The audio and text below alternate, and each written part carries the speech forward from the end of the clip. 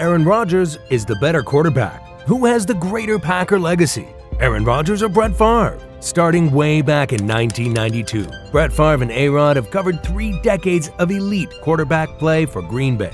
Favre, 16 years putting the Packers on his back, taking the team to 2 Super Bowl finals and winning 1. Aaron Rodgers, 18 years, took the team to a Super Bowl final and won it. But who has the greater Packer legacy? That's what we'll be looking into in today's video. Each player's remarkable Packers legacy. Touchdown, a 35-yard line of Aaron. What a pass by Brett Favre there, bobbing him over. Emotional duress. Brett Favre goes to work. I just always remember that game. 5 seconds left.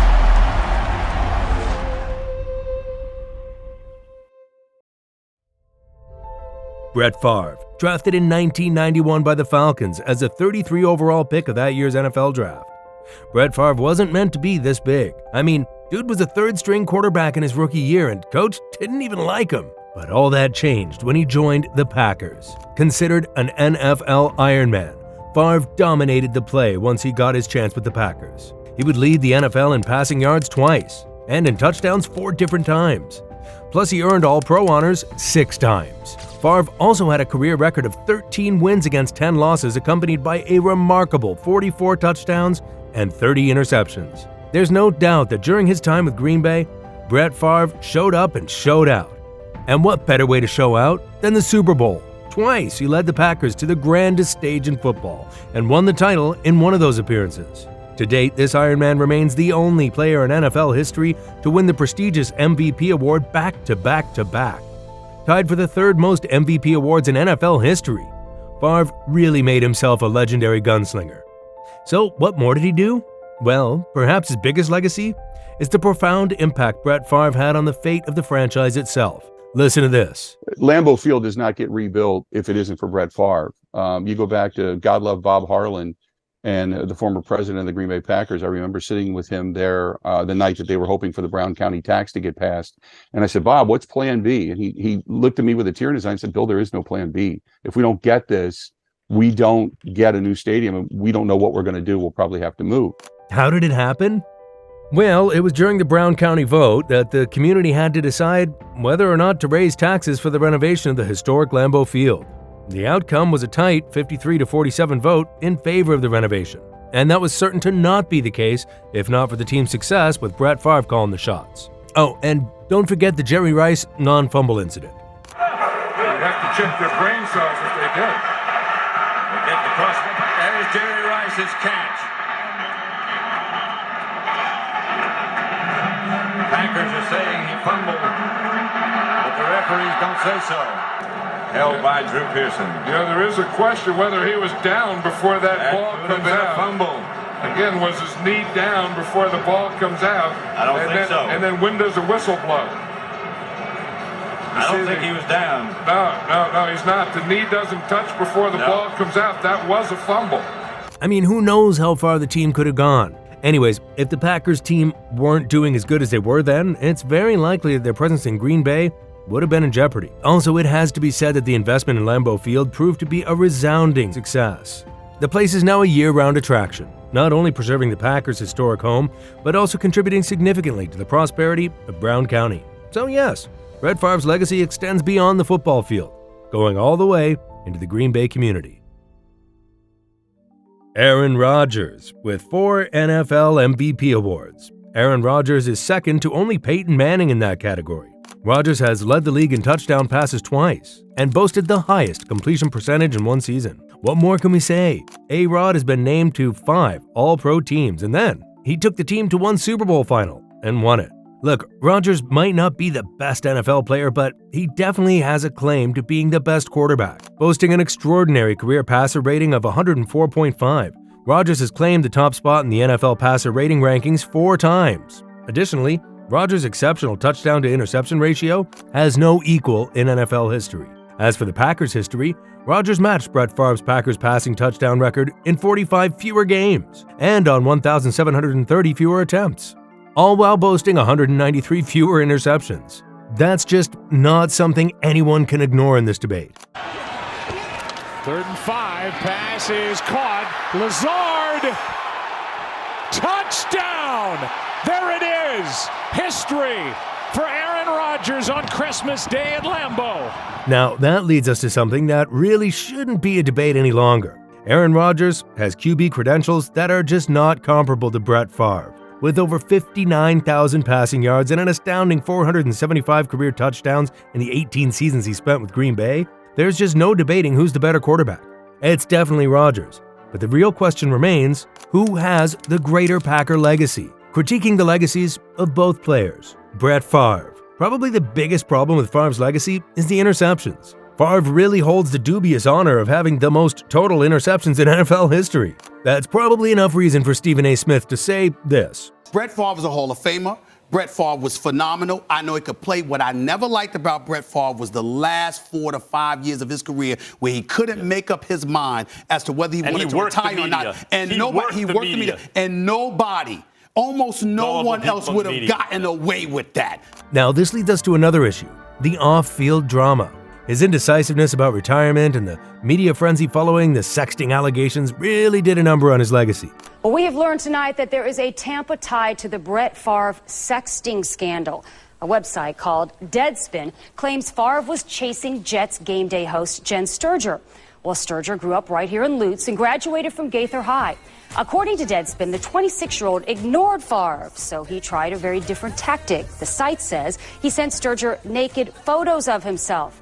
Even when the forensic analysis failed to prove Favre sent the nude pics to Sturger, the media couldn't let it go. In the end, the NFL fined $50,000 for failing to cooperate with the investigation.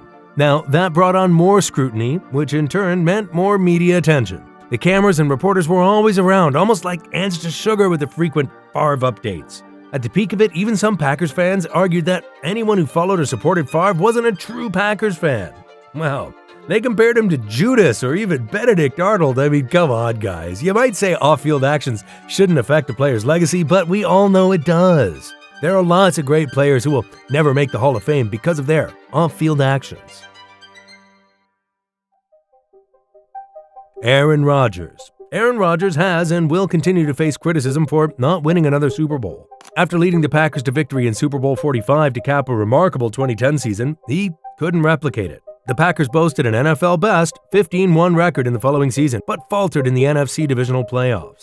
In more recent years, the Packers secured the number 1 seed in the NFC playoffs in 2020 and 2021, yet they couldn't translate home field advantage into Super Bowl appearances. Of course, the quarterback cannot shoulder all the blame, but the expectation is that he raises his game when his team needs it most. There were instances where Rodgers, despite his jaw-dropping abilities, failed to deliver in crucial playoff moments. These recent playoff performances and the inability to lead his team to greater heights while holding the number 1 seed have been a real problem. The thing is, quarterbacks like Rodgers are praised when the team does well, so it shouldn't be a surprise that they get blamed when things go awry.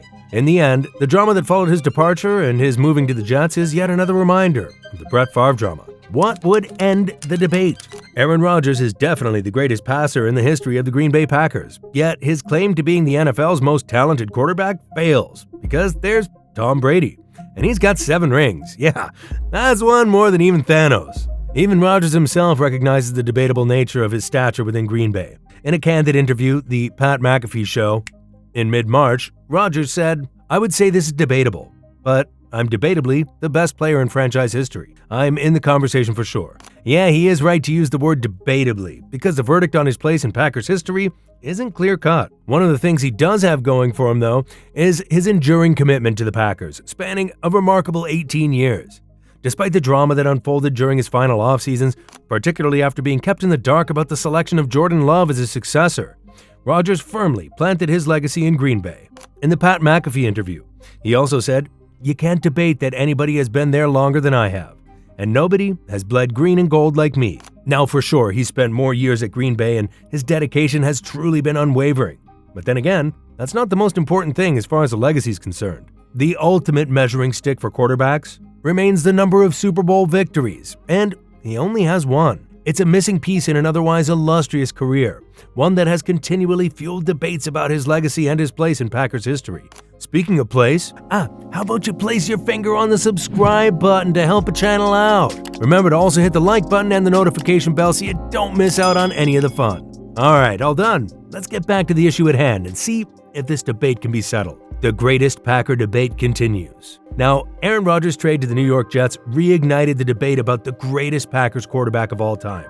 Bart Starr, renowned for his role in the great Packers team of the 60s, used to wear that crown after winning 5 NFL championships and 2 Super Bowls. However, Bart Starr's days was before the passing game, and so Brett Favre became the fave to wear the crown. Favre, a 2-time retiree with 2 Super Bowl finals and 1 Super Bowl ring, left the game as the undisputed greatest Packers quarterback, until A-Rod proved himself.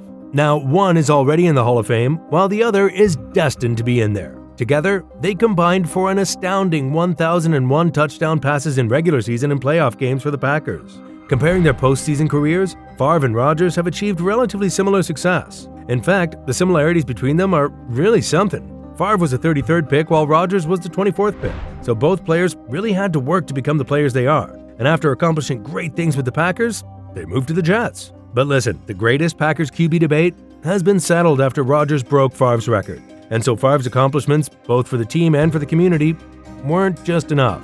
So the question now for Favre fans is, how can you be the greatest player in franchise history when you're not even the greatest in your position?